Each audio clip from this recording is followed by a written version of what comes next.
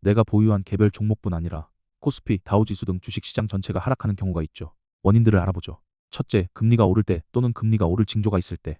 금리가 오르면 예금이나 채권 수익률이 높아져 투자자들은 이러한 저위험 투자처로 자금을 이동하는 경향이 있죠. 사실 고금리는 기업 입장에서도 돈 빌릴 때 이자 부담이 커지니 투자를 위축시키기도 하죠. 또 금리가 올라가면 미래 돈의 현재 가치는 더 낮아지겠죠?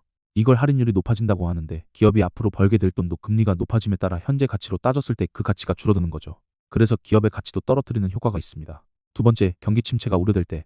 경기 침체는 전반적인 소비, 생산, 투자가 모두 줄고 이는 당연히 기업의 매출과 이익의 감소로 이어지죠. 그러면 다시 실업률이 높아지고 가난해진 사람들이 소비를 줄이는 굴레에 빠지기 때문에 주가는 장기적으로 하락하는 추세를 보입니다.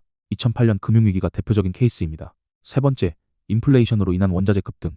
생산을 하는 데 쓰이는 원유나 상품의 원재료 값이 높아지면 마진이 축소되면서 대부분들의 기업의 악재로 작용하겠죠. 1970년대 오일 쇼크가 그런 파장을 일으켰던 사례입니다. 네 번째, 환율 변동.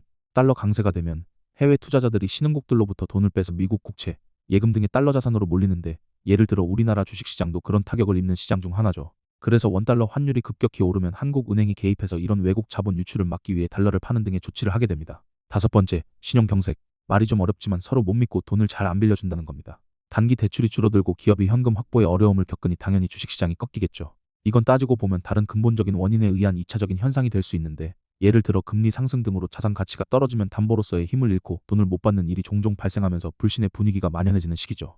여섯 번째, 양적 긴축. 양적 완화의 반대말입니다. 중앙은행이 보유한 국채 등을 팔거나 해서 시중 유동성을 흡수하는 정책입니다. 기업과 가계의 돈이 마르면 주식 등의 상대적 위험자산은 매력을 잃게 되죠.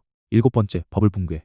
자산 가격이 실제 수익이나 현금 흐름 등의 펀더멘털을 크게 초과해버려서 갑자기 현실 자각을 한 투자자의 기대가 한꺼번에 무너지는 현상입니다. 레버리지 투자로 쌓여있던 포지션들이 강제 청산되면서 급격한 내리막을 걷게 되는데 2000년 닷컴 버블과 2008년 부동산 버블 붕괴가 전형적 사례입니다. 마지막으로 전쟁 등의 지정학 리스크. 러우 전쟁 터졌을 때 주식시장이 어떻게 됐는지 보셨죠? 공포와 불안감이 조성되면 주식 같은 위험 자산에서는 투자가 빠져나갑니다. 원자재를 비롯해 무역 등의 경제 활동도 제약이 걸릴 테니 기업들한테도 좋을 리가 없겠죠. 이 밖에 비교적 최근에 겪었던 코로나 사태는 경제와 무관한 변수였지만 전 세계 경제 활동을 멈추게 만들 정도의 파급력이었죠. 시장에서는 이렇게 예측 불가하지만 큰 영향력을 가진 리스크를 블랙스완이라고 부릅니다.